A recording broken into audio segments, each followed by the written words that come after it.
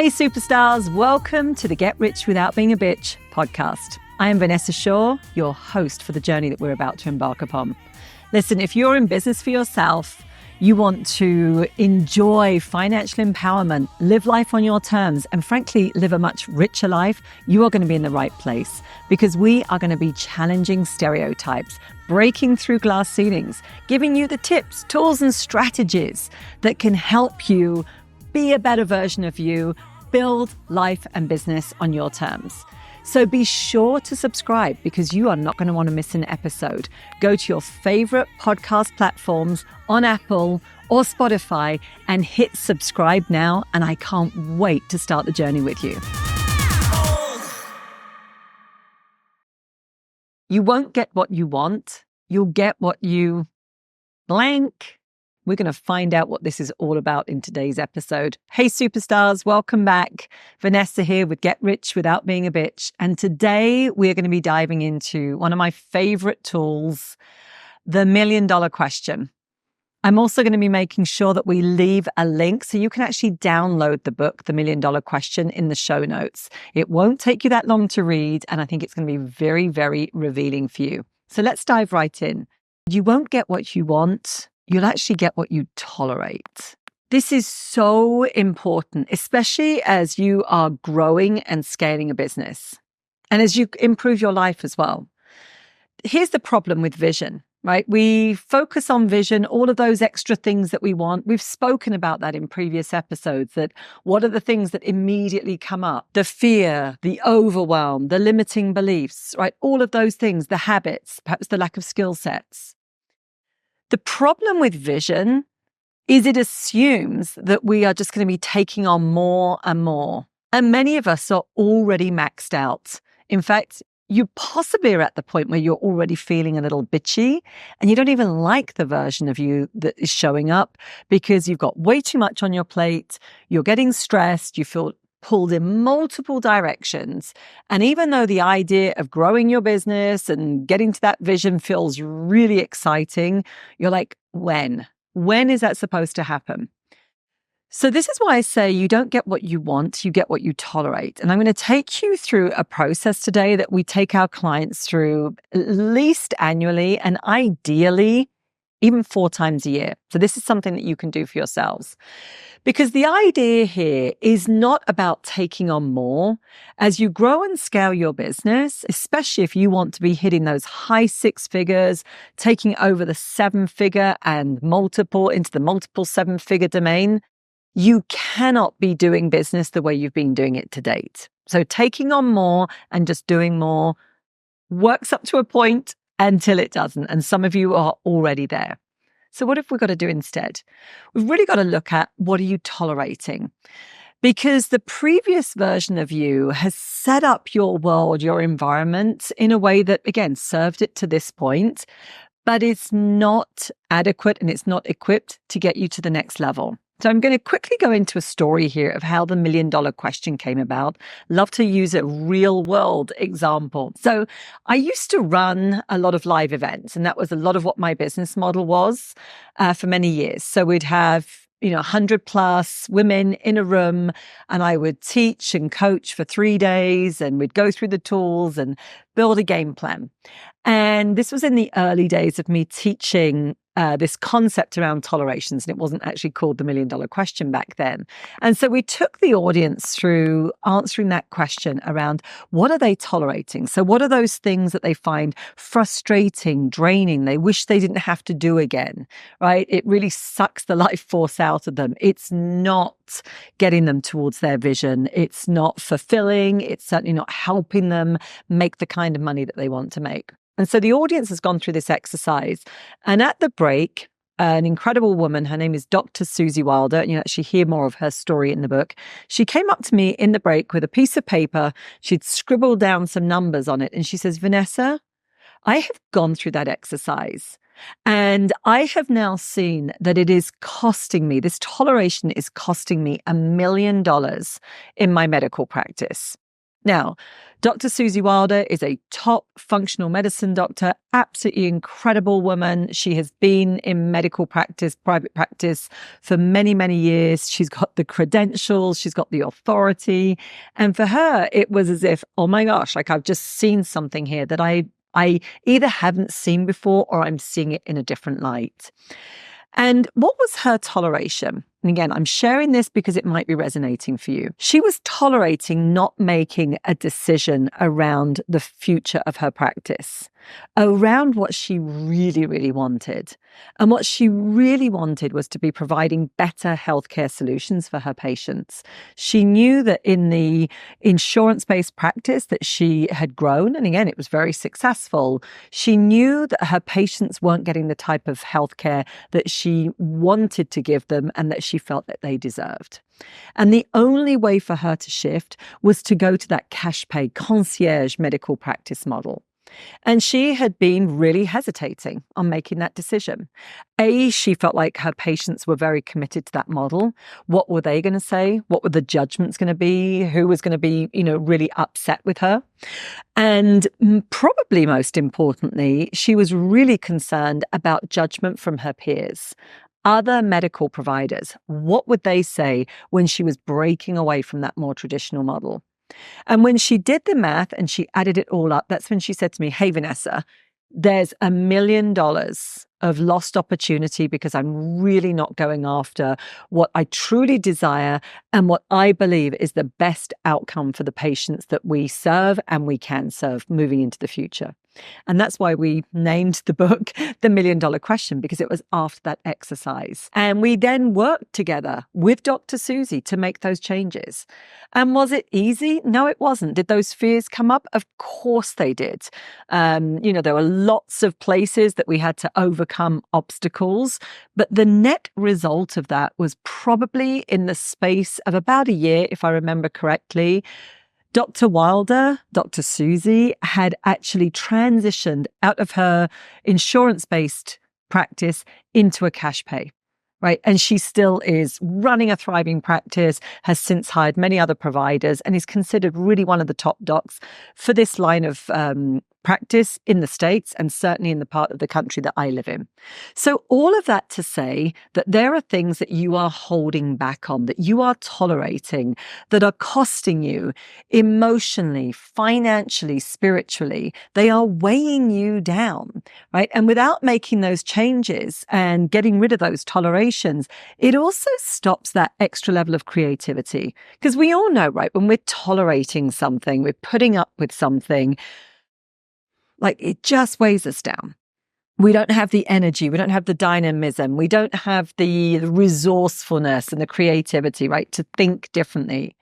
So the process that I take our clients through is all about reducing tolerations. When we look at vision, we declare the vision, but now we look at one of the aspects of what's getting away through the lens of let's remove some tolerations. Now, couple of mindsets here. In fact, 3 mindsets that I want to give you that are really important. So a core philosophy for us at the Business Growth Academy is your business will only grow by the amount you are willing to grow yourself. So if your business is stuck or it's plateauing, we start to look at, well, where are you stuck, right? Perhaps it's in your creativity, your imagination, your skill sets, those things, right? The fear that's taking over. So that's the first mindset. We have to be willing to get out of that comfort zone and grow ourselves in order to grow our business or our practice to the next level. The second mindset is all about raising standards. Like you have to hold yourself to higher ideals. What worked for you in the past isn't going to work for you in the future, right? It won't add up and it will create an awful lot of stress. So again, let's give an example. Perhaps previously you were really totally okay with $10,000 months. That felt like that was a really great business model for you. But now the newer standard that you want to be holding yourself to is higher revenue and more importantly, higher profit and higher take home. What are you paying yourself? Right? That's about raising that standard. This can also show up sometimes in team members, right? Perhaps in the past, we've listened to the excuses and the sob stories, or we haven't had accountability structures in place. And that new standard as a leader has got to be about clearer expectations, outcomes, accountability, and consequences. So a couple of examples there about where those standards might come in play. The third piece, and I always say that I think this is frankly the trickiest one. I know I have struggled with it at times. I know I see it with my clients as well. It's about you've got to be willing to let go in order to grow. It's not about more. It's about what are we getting rid of, right? What are we letting go of? And sometimes that can just feel painful. We're letting go of perhaps some deeply held beliefs that we had. And now our mindset has been challenged and we realize that how we thought things were and could be is now considerably different. And we've got to let go of those beliefs. Sometimes we have to let go of people. Like that one can be really, really tough as you grow. Sometimes it's distancing ourselves from people, perhaps in social circles, because we realize that they've not got that growth mindset, right? They're energetically draining or they're the naysayers, right? Sometimes, yes, it's letting go of people on the team that have been supporting you or contractors you've been working with, right? Sometimes it's about letting go of a part of yourself, right? So that you can, right, give space to that next part of you that wants to come through. So those are like the three mindsets that go with the $1 million question. And honestly, they're like three legs on a stool, right? It creates a very strong structure. And we can always start to see like, where am I resisting in my mindset, making these changes? So let's now come back to the tolerations. How do we know, right, if we're tolerating a lot of things? Well, a few clues. You might be feeling overwhelmed. It's a term I hear an awful lot in my world. So overwhelm for me is an indicator that you're tolerating taking on too much for a start. You're probably tolerating saying yes to too many things, not enough no's to other things. Perhaps you are tolerating not having clearly written down goals and priorities, right? You've got the vision, but you actually haven't broken it down. So you're trying to do everything, right?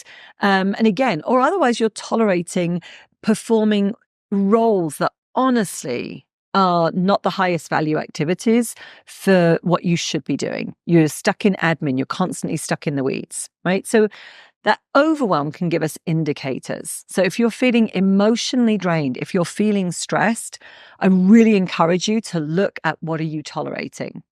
Equally so, if you've got things you're like, oh my gosh, if only I could, once that's done or once I get to that place, I've got these things over here that I really want to be doing instead, but you're never getting to them. You are tolerating things in the way. The things that you are frustrated by, if you perhaps get into conversations with peers or friends and you feel jealous or triggered or envious, right, of their lifestyle or some greater ease that they've been creating or their business success. Again, this can be shining the light on things that you're tolerating for yourself. So how do you start to bring about the change? Well, again, I encourage you to download the book, and I'll make sure that we put the link in the show notes here because it really takes you step by step through the process. But I also want to give it to you here today. You start by making a list of really asking yourself, what am I tolerating? Right? What am I tolerating in business? Am I tolerating taking on low-paying clients, demanding clients, the wrong type of clients? Am I tolerating doing the kind of work that honestly I find soul-sucking? Am I tolerating wearing all of the hats? Right? Am I tolerating being in the weeds when I really want to be a visionary? Am I tolerating constant interruptions, working late, other people getting their work done, and yet mine always has to wait until the last minute? So just get super, super creative and don't be surprised if the list is long. The first time our clients go through this, they typically find that they've got a pretty long list. I also want you to go through personally, what are you tolerating? Because at the end of the day, you're one person, right? You're the leader in your business and your life. And there are going to be trends that are showing up. So perhaps again, you're tolerating things in your personal life. There's chaos, there's disorder, there's too much drama, or too little of this. You're tolerating not paying yourself. You're tolerating, never taking a break, right? Whatever those things are, make a big list. And then secondly, what I want you to do is start to brainstorm What is the story that you tell yourself that keeps those things in play? We all have a story, right? It's back to these beliefs and assumptions. So sometimes we're tolerating something because we say, well, this is just the way it is. And I hear that a lot in business.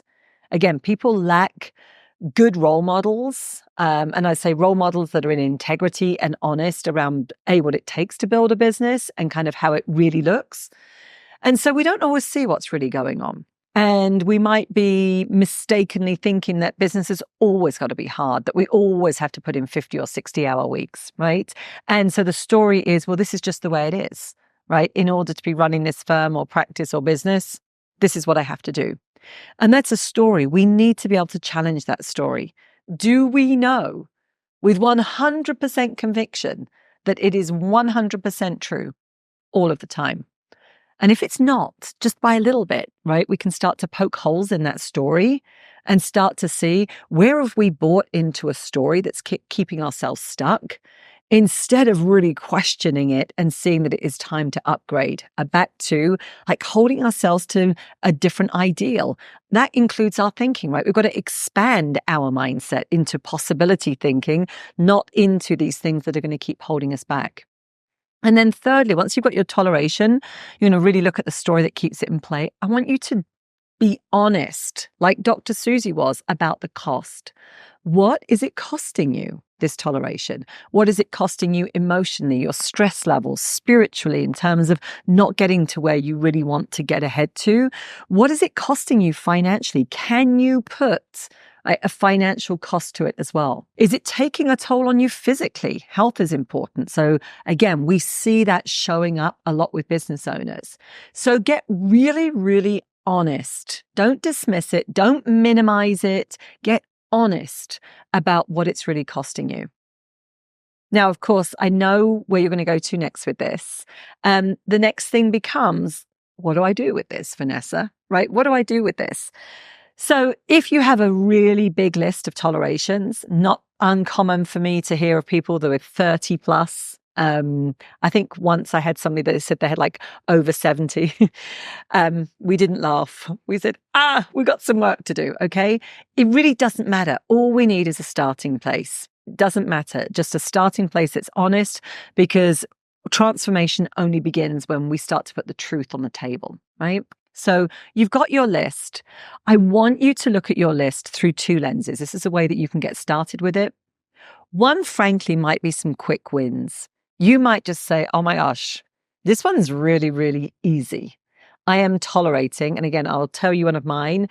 I tolerate my desk getting messy when I really love things being streamlined and clear. And it's kind of, I think one of my responses sometimes to a little bit of stress is like I almost create a little bit extra for myself, and like the messy desk, messy mind.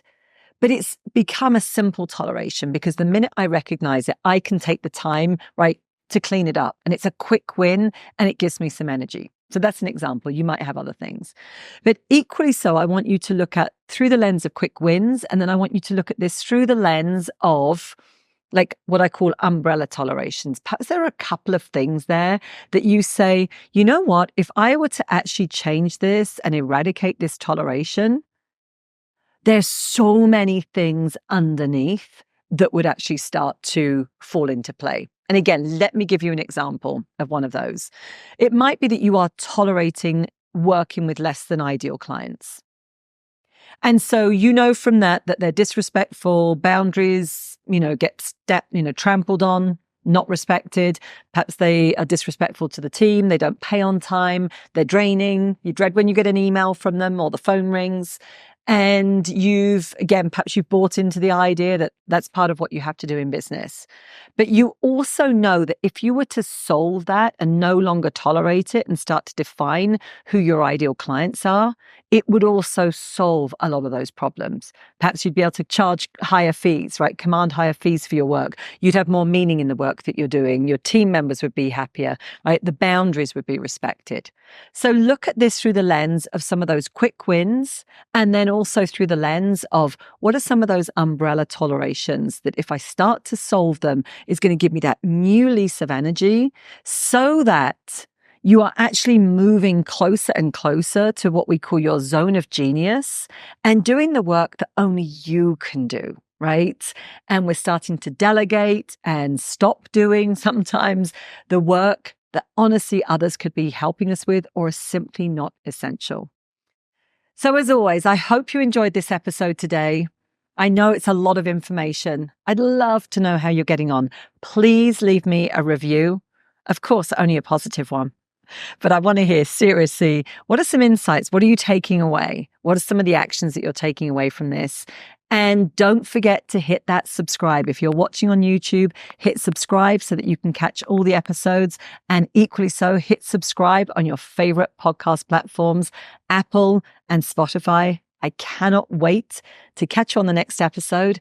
And last but not least, don't forget to download the $1 Million Question in the show notes below.